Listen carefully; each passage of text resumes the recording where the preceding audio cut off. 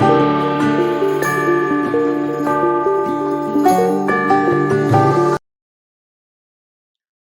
वालेकुम रहमतुल्लाहि व बरकातुहू। Welcome students to physics learning family. मैं हूं मुज्तबा मंजूर। आज के इस लेक्चर में हम क्लास 12 सीबीएसई फिजिक्स मार्च 2025 का क्वेश्चन पेपर सेट 1 उसका सेक्शन बी कवर करने जा रहे हैं। लास्ट वीडियो में हमने बात की थी उसके सेक्शन ए की, जिसमें 16 एमसीक्यूज थे। तो अगर आपने वो लेक्चर नहीं देखा, आप प्लेलिस्ट में उसको चेक कर सकते हैं। तो ये जो सेक्शन रहेगा इसमें 5 क्वेश्चंस होंगे और वेटेज जो होगी हर क्वेश्चन की वो 2 मार्क्स होंगी। तो ये शॉर्ट आंसर क्वेश्चन रहेगा। आपका जो आंसर राइटिंग होना चाहिए that should be very much precise और क्वेश्चन के ओरिएंटेड में ही आपको अपना आंसर लिखना होगा। तो that should be very much precise. एक फार्मूला हो तो फार्मूला लिखिएगा, स्टेटमेंट 1-2 लाइन में लिखिएगा आप, और अगर डायग्राम है तो diagram should be neat and clean. तो हम इस सेक्शन का पहला क्वेश्चन उठाने जा रहे हैं। तो हम पहला क्वेश्चन नंबर 17 इसको हम पहले कवर करेंगे। Question number 17, a battery of EMF E and internal resistance R is connected to a rheostat. When a current of 2 ampere is drawn from the battery, the potential difference across the rheostat is 5 volt. तो आपने एक battery को rheostat के साथ connect किया। rheostat will drive some current from the battery and with the result EMF का जो value होगा वो तो सेम रहता है, but the potential difference across the battery will be less than the EMF. Okay, तो उसके बाद आपने पोटेंशियल डिफरेंस को 4 वोल्ट तक लाया। करंट जब आपने ड्राइव किया था बैटरी से 4 एम्पियर्स, हमें ईएमएफ और रेजिस्टेंस इंटर रेजिस्टेंस को कैलकुलेट करना है। तो बिल्कुल आसान क्वेश्चन है। आपको पता होगा कि जो हमारा ईएमएफ होता है that is the maximum potential difference across the terminal of a cell when no current is drawn from, ठीक है। बट अगर आपने करंट को ड्राइव किया है सेल से, तो जो सेल के टर्मिनल्स का जो पोटेंशियल डिफरेंस होता है वो टर्मिनल पोटेंशियल डिफरेंस कहलाता है। okay, that is less than the EMF or sometimes equal when I equal to 0 और internal resistance is equal to 0, जिसको आप आइडियल सेल मान के चलते हैं। तो चलिए आसान सा क्वेश्चन है ये। इसमें आपको पता होगा कि अगर आप एक सेल ले रहे हो या बैटरी ले रहे हो, ये बैटरी है, ये इसका इंटरनल रेजिस्टेंस है। अगर आपने इस पॉइंट को माना ए, इस पॉइंट को माना बी, तो हमने कहा कि VA माइनस VB ये EMF के बराबर है। अगर आप करंट जो है ये 0 है। ओके, बट ये हमारा टर्मिनल पोटेंशियल डिफरेंस तब कहलाता है जब इस वाले इंटरनल रेजिस्टेंस में वोल्टेज ड्रॉप होती है। तो अगर करंट आई यहां से निकला है तो इस इंटरनल रेजिस्टेंस में ड्रॉप IR होगा। तो हम VA माइनस VB को लिख सकते हैं EMF minus the drop that is IR, या राइट। तो आप इसको V मान लो। तो यहाँ पर हमारा जो फॉर्मूला है जिसको आप यूज करोगे ना, वो V equal to E minus IR है। तो ये हमारा फॉर्मूला रहेगा, राइट। आप डायरेक्टली यहां से ही स्टार्ट कर सकते हो। ओके, नाउ गिवन, अब हमारे पास दो सिचुएशंस गिवन है। पहले सिचुएशंस में आपको एक इक्वेशन मिलेगा, दूसरे सिचुएशन से आपको दूसरा इक्वेशन मिलेगा। तो पहला जो इक्वेशन बनेगा वो कह रहा है कि पोटेंशियल डिफरेंस 5 वोल्ट रहता है अगर आप 2 एम्पियर करंट को ड्राइव करते हो, that is E minus 2R। इसको नाम दो फर्स्ट। दूसरा कह रहा है कि पोटेंशियल डिफरेंस 4 वोल्ट बनता है जब आप 4 एम्पियर करंट को ड्राइव करते हो, that is E minus 4R। Okay, इसको आप मान लो सेकंड। नाउ सब्ट्रैक्ट कर लो आप। जब आप सब्ट्रैक्ट करोगे तो subtract second from first. Subtract करने के बाद तो ये साइन तो चेंज हो जाएगा इसका। तो आई कैन राइट हियर, इसको आप माइनस कर दो, ये माइनस और ये प्लस, ये और ये कैंसिल हुआ EMF। तो 5 माइनस 4 इज 1, बेसिक मैथ तो आता होगा ना आपको। तो that is equal to minus 2 plus 4 is 2, that is 2R। तो R का जो वैल्यू है ये 1/2 है, दैट इज 0.5 ओम। 0.5 ओम, ये R का वैल्यू आया। अब दो इक्वेशन में सब्स्टिट्यूट कर लो वैल्यू ऑफ R को, तो हमें EMF का वैल्यू मिलेगा। ठीक है, तो next right now 5 equal to E हमें कैलकुलेट करना है माइनस 2 इंटू R का वैल्यू 0.5 है। तो 0.5 इंटू 2 इज 1, राइट। माइनस 1 को इधर लाओ तो EMF का वैल्यू जो है ये 5 प्लस 1 दैट इज 6 वोल्ट। तो अब क्वेश्चन जो है ये EMF हमें कैलकुलेट करना था, ये 6 वोल्ट आ गया बैटरी का, और इंटरनल रेजिस्टेंस का वैल्यू 0.5 ओम आ गया। ठीक है, तो बेसिक सा क्वेश्चन था। डायरेक्टली आपको जो हमारा टर्मिनल पोटेंशियल डिफरेंस और ईएमएफ का रिलेशन है, ये आपको यूज करना। तो चलते हैं नेक्स्ट क्वेश्चन की ओर, क्वेश्चन नंबर 18। क्वेश्चन नंबर 18, इसमें हमें चॉइस मिलती है। आपको या ए पार्ट करना होगा या बी पार्ट करना होगा, दो में से एक। तो ये जो क्वेश्चन नंबर 18 है, ये हमारा वेव ऑप्टिक्स का पार्ट है।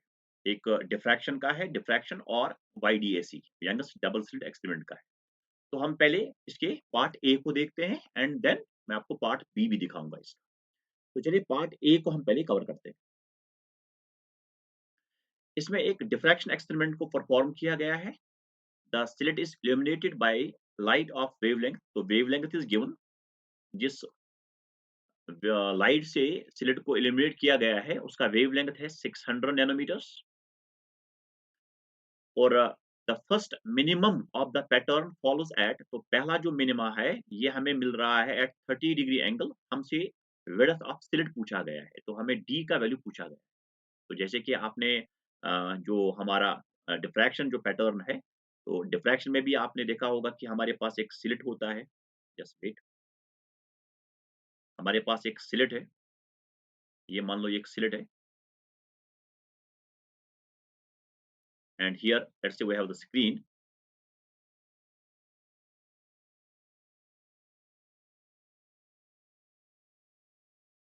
तो यहाँ से लाइट आप फॉल करा रहे हो, यहाँ से हम लाइट को गिरा रहे हैं,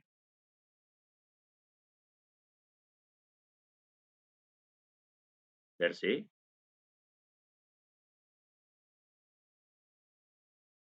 ये लाइट आप गिरा रहे हो इस पे, स्लेट पे,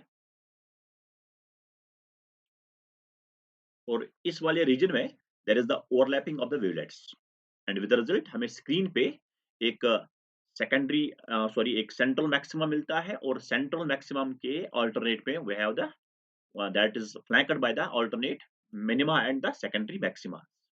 हमें मिनिमा मिलता है, वहाँ पर हमें मैक्सिमा मिलता है। तो अगर हम वहाँ इस स्क्रीन पे वो दिखाएँगे, तो सपोज़ कीजिए अगर यहाँ पे हमें सेंट्रल मैक्सिमा मिलता है जिसका इंटेंसिटी जो है वो ज़्यादा होगा, जिसकी इंटेंसिटी ज़्यादा है सपोज़ के लिए, एंड देन अल्टरनेट में हमें सेकेंडरी मैक्सिमास की जो इंटेंसिटी है वो कम होती जा रही है। सिमिलरली इस साइड में भी आपको सेकेंडरी मैक्सिमास मिली।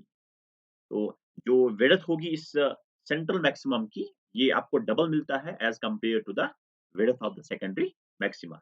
ओके? तो क्वेश्चन कह रहा है कि जो हमारा इसको हम ये पहला फर्स्ट मिनिमा है, ये सेकंड मिनिमा है, ये थर्ड मिनिमा है। मिनिमा का मतलब है कि जहाँ पर जो हमारा नेट इंटेंसिटी है इस लाइट की वो 0 है। यानी यहाँ पर हमें लाइट नहीं मिल रही है। सारी जो वेवलेट जो है ये मतलब आउट ऑफ फेज पहुँचते हैं इस वाले पॉइंट पे, इस वाले पॉइंट। तो हम सबसे पहले जब यहाँ पे पहुँचेंगे, तो क्वेश्चन कह रहा है कि फर्स्ट मिनिमा हमें मिलता है at theta equal to 30 degree. Okay? तो हमारे पास जो रिलेशन है, हम जानते हैं कि जो हमारा एन लैम्ब्डा है, N is the order of the diffraction, ये बराबर होता है D sine of theta. Okay? N lambda is equal to D sine theta, और theta N, N is the order of the minima. तो जैसे कि यहाँ पर फर्स्ट मिनिमम की बात की गई है, फर्स्ट मिनिमम का मतलब है एन इक्वल टू 1।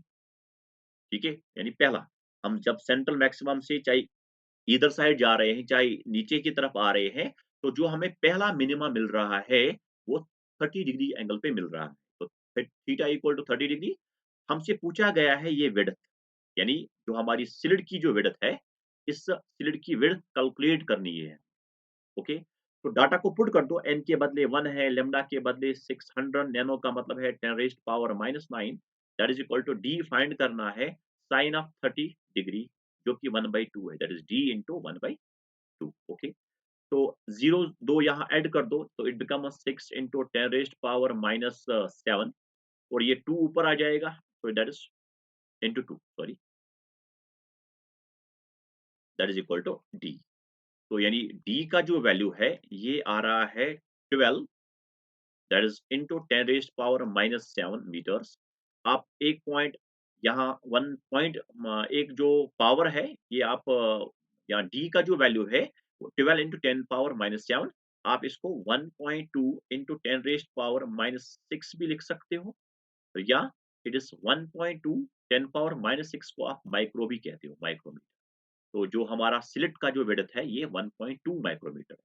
तो डायरेक्ट फॉर्मूला है, आपको यूज करना है, nth ऑर्डर मिनिमा का यूज करना होगा, N lambda is equal to D sine of theta. तो ये हमारा आंसर रहेगा। ओके, चलो हम सेक्शन इसके पार्ट बी को देख लेते हैं। बी पार्ट क्वेश्चन नंबर 18 का, यंगेस्ट डबल स्लिट एक्सपेरिमेंट में दो लाइट वेव्स को किसी पॉइंट पे वो इंटरफियर कर रहे हैं और दोनों लाइट वेव्स की इंटेंसिटी आई नॉट है और उनका पाथ डिफरेंस यहाँ गिवन है। तो इस वाले क्वेश्चन में जो डाटा गिवन है, ये intensity of first wave, intensity of second wave बराबर है, let it be I naught as per the question, and here path difference, right, here path difference is lambda by 8।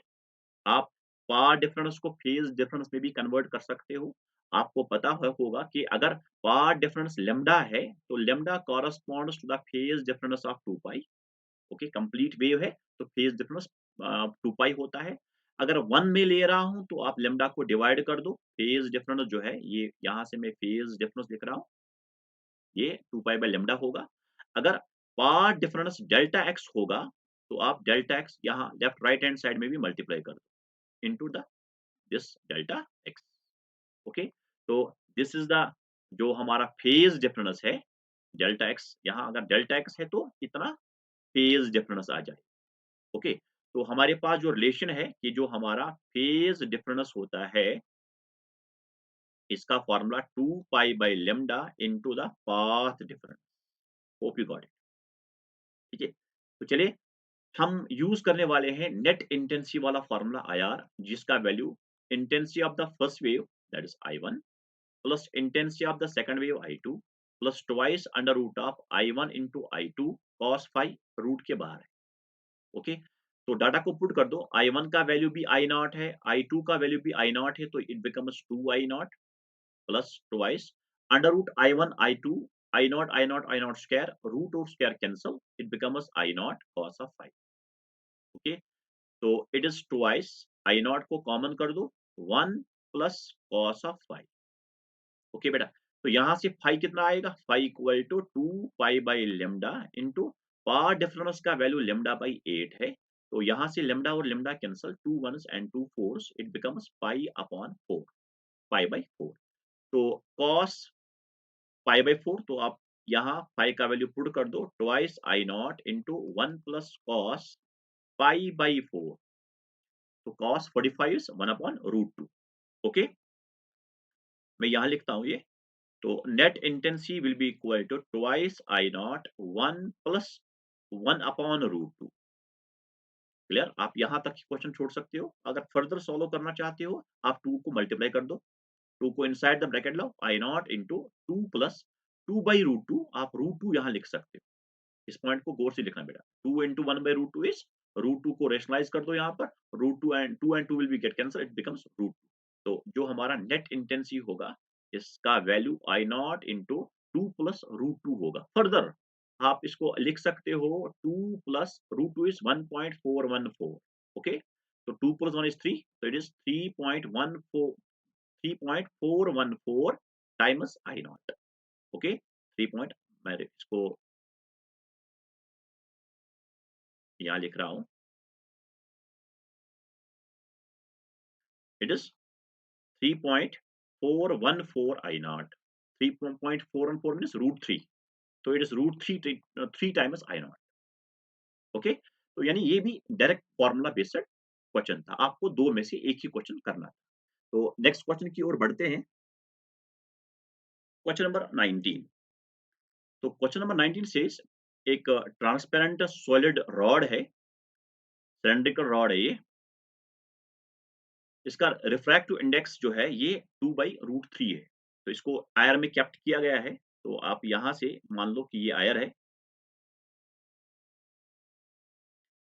ये आयर है, आयर has refract next 1, तो यानी यहाँ से भी n है, n1 को मान लो आप 1, n1 को मान लो आप 1, और जो हमारा सिलेंड्रिकल रॉड है इसको आप n2 मान लो, जिसका वैल्यू 2 बाई रूट 3। ओके बेटा, तो ऐसे डायग्राम दिया गया है, ये एंगल थीटा है, एंगल ऑफ इंसिडेंस जो है ये थीटा है, हमसे यही थीटा का वैल्यू पूछा गया है। डायग्राम को देखिएगा, ये जो जो रे है, इस रे को सिलेंडर से बाहर निकलनी थी, लेकिन ये ग्रेज़ करती है along the surface of the cylinder. तो जब जब भी ऐसा केस आएगा आपको कि रे करती है graze along the surface of a cylinder of any other surface और एनी अदर प्रिज्म, तो आपके ज़हन में टीआईआर आना चाहिए, टोटल इंटरनल रिफ्लेक्शन आना चाहिए। तो देखिए, आपको ये वाला कैलकुलेट करना है, लेकिन आप यहाँ से स्टार्ट कर सकते हो। आप एक नॉर्मल यहाँ ड्रॉ कर दो। जब आप नॉर्मल ड्रॉ करोगे तो ये एंगल 90 डिग्री आएगा, है ना? तो अगर आप एंगल रे जब ट्रैवल करती है डेंसर मीडियम से रियर मीडियम की ओर, बात को समझना। जब भी रे देखो ये रे यहाँ पे डेंसर मीडियम में है, ये ट्रैवल करना चाहती है रियर मीडियम में और जो हमारी रिफ्रैक्टेड रे है, ये ग्रेज़ करती है अलोंग द सरफेस। हमारा रे एंगल ऑफ रिफ्रैक्शन 90 डिग्री है, तो इस एंगल ऑफ इंसिडेंस को हम क्रिटिकल एंगल बोलते हैं। तो यहाँ पर कुछ इस तरीके का केस है बेटा। ये सिलेंडर है ना? तो आप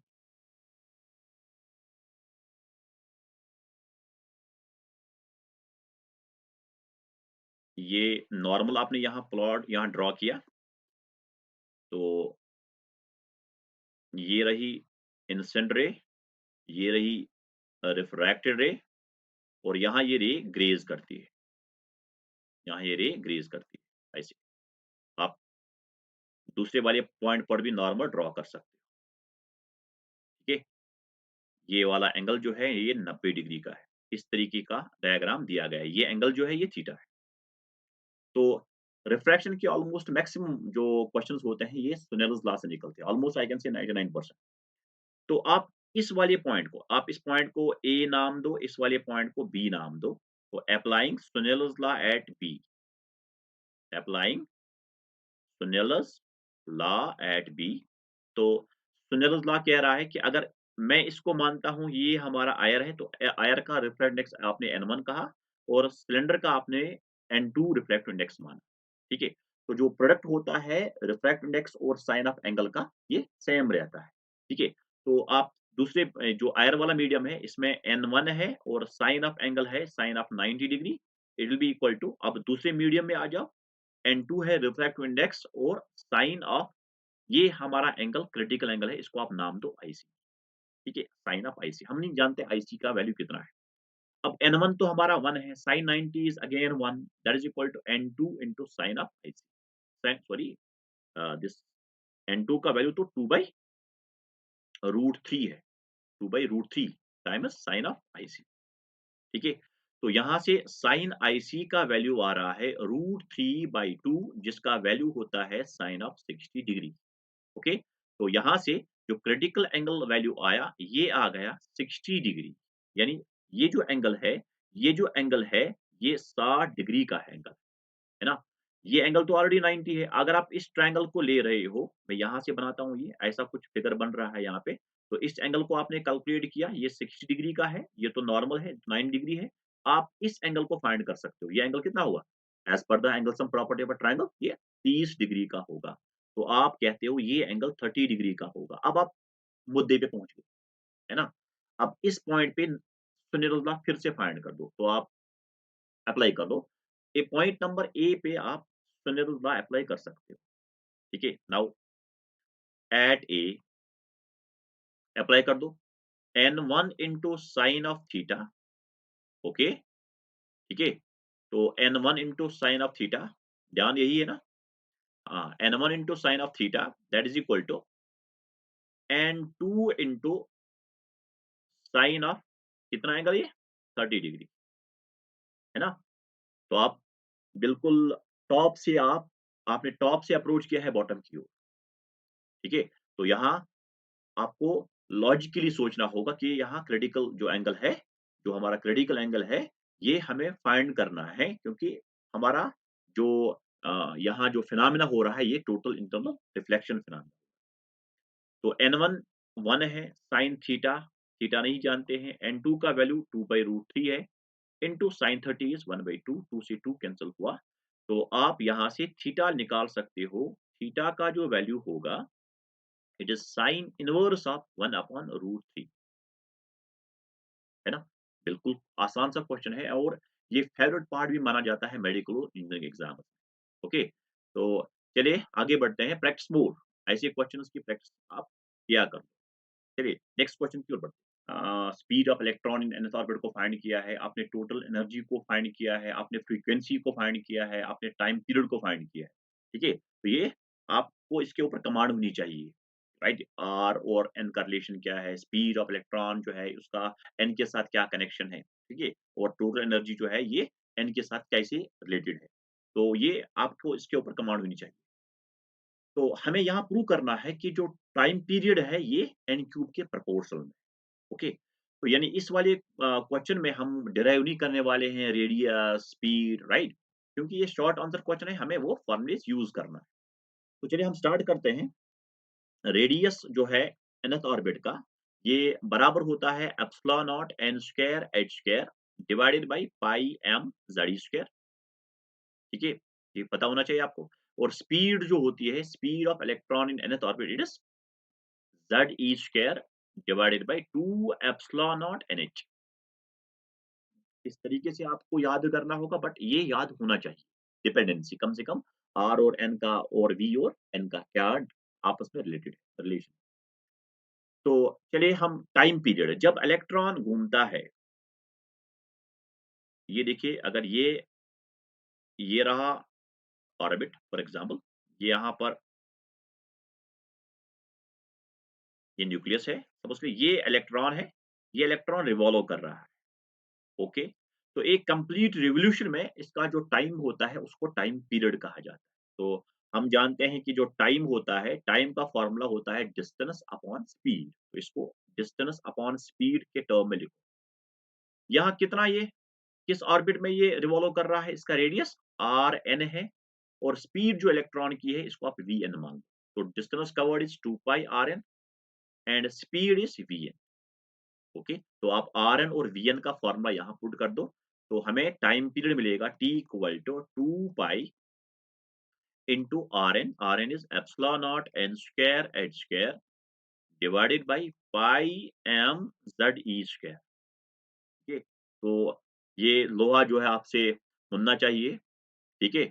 आपको ये याद होना चाहिए, इसके अलावा कोई ऑप्शन नहीं है। आप हार्ड वर्क कर लो, मेहनत बहुत ज़्यादा कर लो, ये चीज़ें हाथ में आ जाएँगी ऑटोमैटिकली।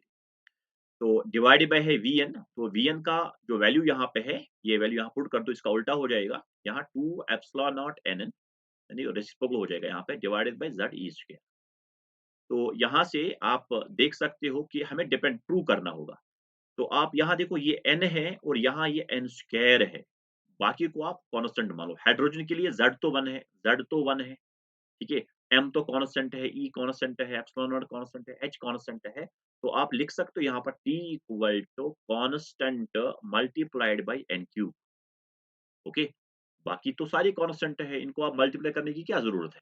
तो T is equal to constant times n cube. आप यहाँ T proportional to n cube लिख सकते हो।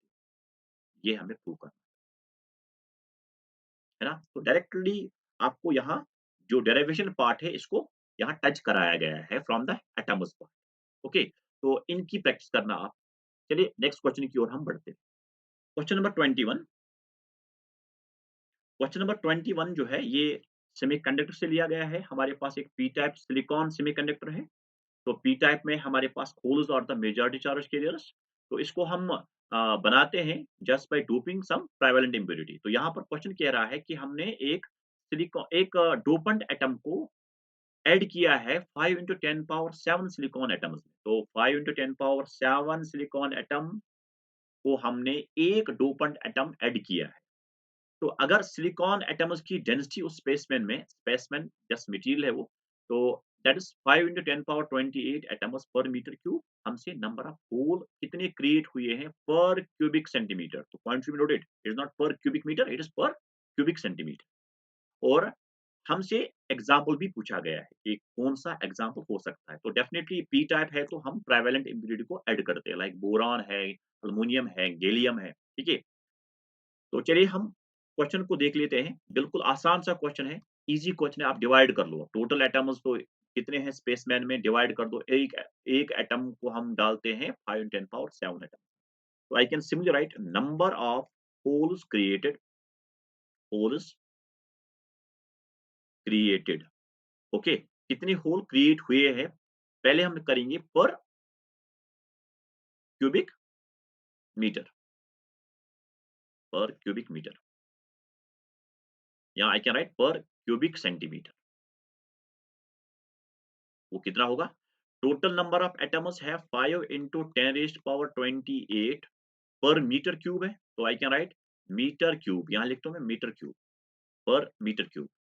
इसको हम डिवाइड करते हैं, कितने एटम्स हम, एक एटम को हम 5 into 10 पावर 7 एटम में डोप करते हैं, ठीक है? तो divide by 5 into 10 raised power 7, तो यानी एक होल क्रिएट करते हैं जब हम 5 into 10 पावर 7 एटम एक डोपेंट को ऐड करते हैं। तो अब टोटल एटम्स तो 5 into 10 पावर 28 है, तो डिवाइड कर दो, you will get the number of hole created. Okay, तो यानी यहाँ पर लफड़ा एक ही है, बस मीटर है, इसको कन्वर्ट कर लो सेंटीमीटर।